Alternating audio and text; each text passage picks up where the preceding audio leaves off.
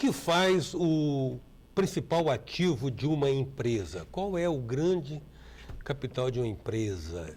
Essa é uma questão que vem se colocando cada vez mais, na medida em que velhos paradigmas vêm sendo revisitados e mesmo revogados. Nós vamos tratar desse tema aqui hoje, porque nós vamos falar do capital humano, exatamente o principal ativo de uma empresa. Gente que faz coisas para a gente consumir.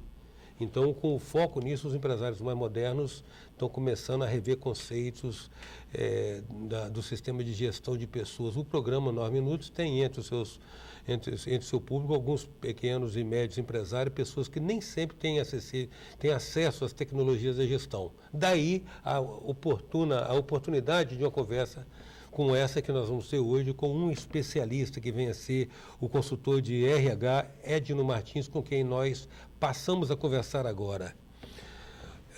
Edno, a questão de gestão de pessoas, como é que está sendo colocada hoje em termos de prioridade para as empresas? Olha, Eustáquio, nós temos hoje, na verdade, vários segmentos empresariais em diversos níveis de evolução, vamos dizer assim, desse comportamento novo de tratar recursos humanos como verdadeira unidade de negócio estratégica para a empresa.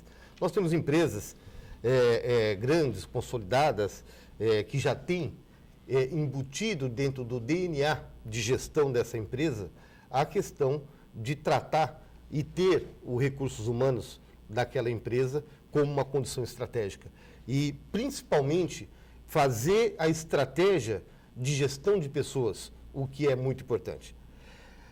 Por outro lado, nós temos empresas que ainda caminham para este Eldorado, né? E temos outras empresas que ainda continuam na fase do antigo departamento pessoal, aquele prestador de serviço que gera, obviamente, o teu salário no final do mês, que contrata e que manda embora. E veja bem que não é o tamanho da empresa que determina o nível que ela pode estar entrando. Você tem exatamente empresas pequenas hoje, inclusive aqui na região da Grande Vitória, né, no Espírito Santo como um todo, pequenas empresas, médias empresas, que já acordaram para uma gestão de pessoas de maneira estratégica, tratando recursos humanos como uma verdadeira unidade de negócio que gera resultado econômico. Ou seja, a gestão de pessoas passa a ser diferencial competitivo. Não tenha dúvida nenhuma disso, né? Ela eu diria que um dos principais, se não o principal fator de diferencial competitivo no mercado hoje. Tudo gira em torno de pessoas, né? Por mais robôs ou máquinas que você tenha na tua indústria, você vai precisar de programadores, vai precisar de operadores, vai precisar de analistas, e em tudo, desde uma pequena padaria, uma moça te atendendo de maneira cordial e fidelizando você como cliente, até uma grande indústria que tenha muitas máquinas e tecnologia. Sempre o grande capital humano vai estar mandando o seu recado e fazendo a diferença competitiva. Edno, então quem tiver, o gestor que estiver pensando ainda que RH é recrutar, selecionar, contratar, treinar, está viajando de caravela, né? Eu diria que está um pouco à contramão, né, do que as empresas têm feito hoje. E o que é muito lógico é que quando você analisa essas empresas que têm uma gestão estratégica de pessoas como o seu grande foco, e focado especialmente no clima organizacional positivo, nós temos que essas empresas, quase que absolutamente, todas, você tem condições econômicas fantásticas, valorização de marcas muito significativas. Então, não é à toa de que essas empresas hoje, no mundo como um todo, se preocupam muito com a gestão do clima organizacional. E a questão da gestão de pessoas também remete a um desdobramento ou uma meta posterior, que é a retenção de talentos, né? São coisas que são... dúvida, que estão intimamente ligadas. Eu vou permanecer mais tempo num ambiente positivo, num ambiente acolhedor, num ambiente que me respeita, num ambiente que tem e que gere clima organizacional de maneira positiva. Profissional algum consegue ficar numa empresa, por mais desafiador que seja a sua atividade ou cargo, se essa empresa não consegue promover toda uma estrutura ambiental de clima organizacional favorável. Sim, agora, existe uma hierarquia de fatores motivacionais e uma hierarquia de fatores que estruturam este clima organizacional positivo? É muito boa pergunta sua, Eustáquio. Na verdade, a gente entendia no passado de que o que retinha talentos ou o que definia quais as características mesmo que podia gerar uma condição de clima organizacional positivo, nós tínhamos como ideia salários altamente competitivos e benefícios gigantescos. E, na verdade, quando você para analisar conceitualmente e psicologicamente o que é clima organizacional positivo, você vai ver de que salário e benefícios não retém talento e tampouco gera ou alavancam um clima organizacional. Hoje, o que a gente tem, na verdade, é de que outras condições, que nós chamamos de condições estruturais de clima, que são a comunicação, tá certo, corporativa, a liderança, o respeito, o engajamento social da empresa, estas sim são condições hoje que podem, com certeza, alavancar o clima organizacional de uma empresa. Em 9 minutos, nós estamos conversando com o especialista em recursos humanos, Edno Martins. Voltamos já.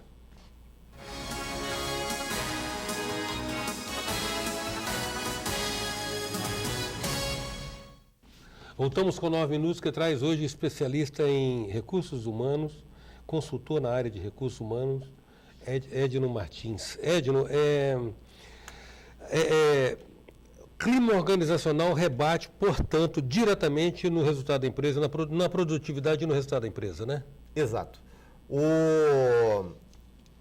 Ainda hoje, infelizmente, alguns empresários ainda acreditam que cuidar do clima organizacional e do ambiente de trabalho de uma maneira positiva é muito mais uma condição filantrópica, um bem-estar, um assistencialismo para com os colaboradores, do que efetivamente ter uma condição de que o clima organizacional pode e deve e gera resultado econômico positivo lá na última linha do balanço da empresa ao final do ano. E, na verdade, quando você analisa clima organizacional, você vê que os frutos, os filhotes do clima organizacional positivo, nada mais são do que pessoas comprometidas, que trabalham em sinergia, trabalham numa condição de time, com alta produtividade e alta qualidade e com extrema criatividade no trabalho. Quando você junta todos esses elementos e você traduz isso em termos econômicos e financeiros, isso se chama lucro. Então, muitas empresas já entenderam e acordaram de que fazer a gestão estratégica de clima organizacional não é mais uma filantropia, mas uma necessidade e consequência de se ter um resultado positivo no final do ano. Você falou em respeito de clima organizacional, tem um outro conceito também que é um pouco próximo ou inerente, que é o da cultura. Da cultura organizacional. Você tem uma cultura formal, expressa nos memorandos, nas normas que formalizam o comportamento. Você tem uma cultura informal, digamos assim, a rádio peão, a rádio corredor. Isso. Né? Como que a empresa consegue agir no sentido de interferir nessa? Porque ali não está cabendo hierarquia, ali tem que ter outra habilidade. O grande fator que pode ter um impacto profundo no que a gente chama de rádio peão, ou, obviamente, em condições ambientais dentro do ambiente que se estabelece de maneira corporativa, na verdade, a comunicação corporativa. Né? A comunicação, ela é usada como ferramenta, uma das principais ferramentas do clima organizacional, ela vai conduzir e vai conseguir atrelar todos os colaboradores em cima de uma missão, de uma visão e de uma mensagem única. E aí você tira ruídos, você tira problemas de comunicação e você tira a famosa rádio peão. Então, a ferramenta comunicação corporativa, ela é um dos elementos importantíssimos para a empresa. Os grandes magos da administração mundial já diziam de que 60% ou mais de todos os problemas de uma corporação têm origem exatamente no processo de comunicação corporativa. Você sabe que se a gente extrapolar isso para qualquer ambiente, inclusive doméstico... Tenha dúvida. na nossa família, né? O tom de voz com que você fala com a esposa, às vezes, vai gerar uma reação. Exatamente. Eu até costumo dizer, nas diversos treinamentos, palestras que a nossa consultoria faz em empresas da região aqui do Espírito Santo, de que, quando eu estou com os supervisores, de que a maior dificuldade no processo de comunicação interpessoal é saber ouvir. Né? E eu sempre dou exemplo o quanto é difícil, às vezes, a gente em casa parar para ouvir o nosso filho, né, menor, que tem uma outra ideia, uma outra cabeça, com outros pensamentos, ou até na hora de futebol, né, para ouvir a nossa mulher, discutir a relação. Então, você tem condições de que a comunicação é muito importante em qualquer meio, no meio social, no meio pessoal, familiar ou no corporativo. Você torce para algum time? Eu sou de São Paulo, né? Estou morando agora em Vitória, portanto eu torço para o São Paulo Futebol Clube. Mas convenhamos, é trágico na hora do jogo a mulher querer discutir relação, né? Exatamente. Mas nos treinamentos nós ensinamos de que você deve parar, você entendeu? Desligar a televisão e ouvir, entendeu?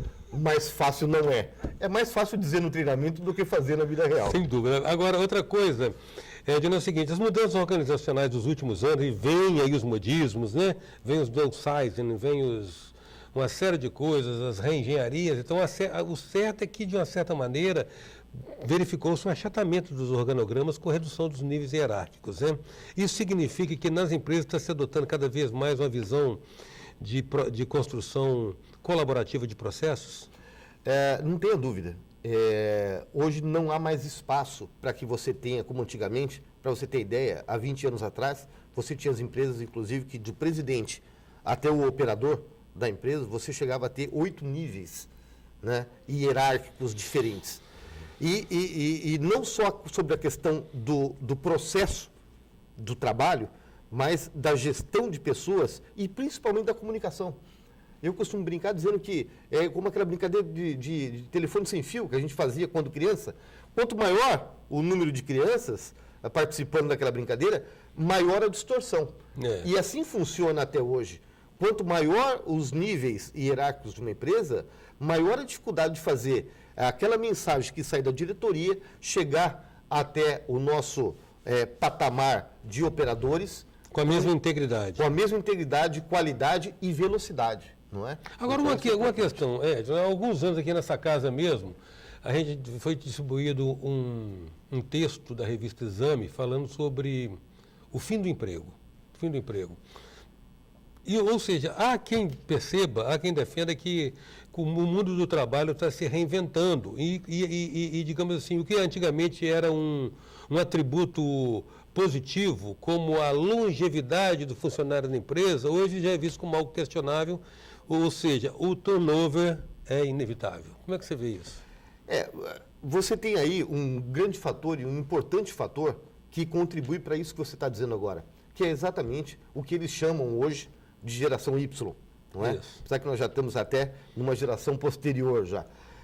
Essa geração Y, ela tem algumas características próprias que é interessante. No meu tempo, possivelmente no seu, com certeza não. Era uma coisa que nos orgulhava muito falar, eu tenho 30 anos numa empresa.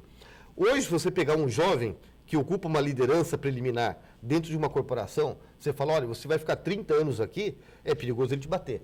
Porque, na verdade, para ele isso não representa mais o valor que representava para nós. Para ele, talvez isso é muito mais importante, ele está crescendo, ele está evoluindo, não só horizontalmente, mas inclusive verticalmente, em outras companhias e outras empresas. Ele vai buscar sempre novos desafios. Essa é uma geração que vai buscar desafios. E se você não proporcionar dentro da tua empresa uma metodologia, metas desafiadoras e um ambiente que gere um resultado muito positivo para ele, certamente você vai ter um turnover aí altíssimo, né? Agradeço, Edno, muito a sua presença aqui no nosso 9 Minutos. Eu que agradeço por ter me recebido aqui e para a gente poder discutir uma coisa tão importante para a empresa hoje, não só para a empresa capixaba, mas para a empresa do país inteiro, que é gestão de pessoas. Muito obrigado pela oportunidade. Em 9 minutos, a gente contou com a presença do especialista, consultor em recursos humanos, Edno Martins. Até já. Sou passageiro do tempo.